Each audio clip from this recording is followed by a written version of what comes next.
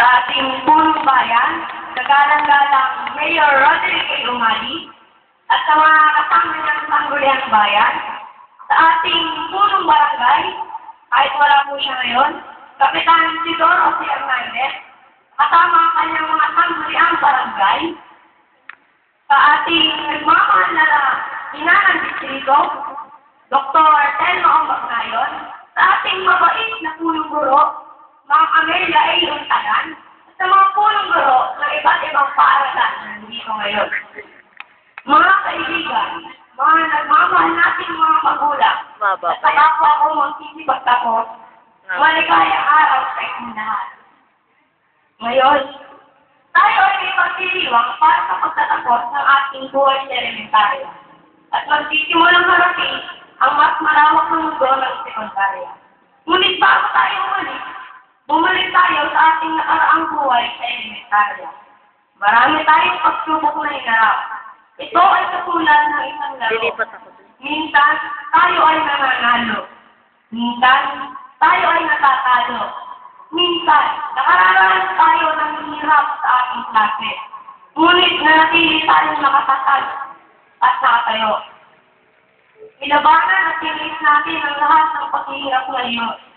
Ang mga pagsubok na yun ang nagbigay sa atin ng lakas at tatag para mabuhay.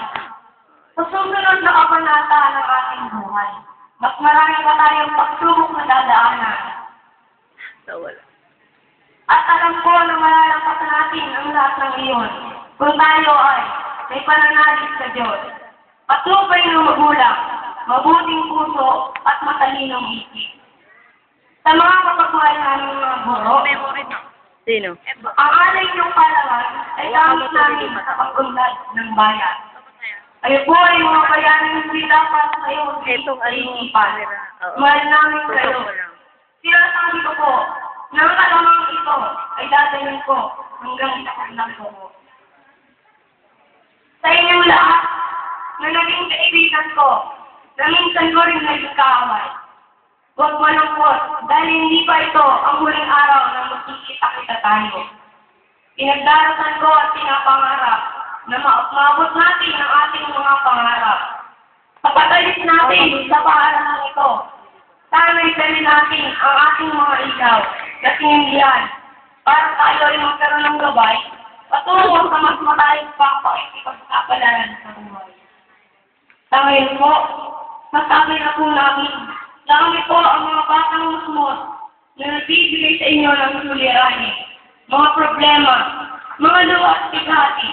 Ngunit ngayon po, pupunata ko po ang mga luhang ganda at ibibigay namin sa inyo ang tagumpay.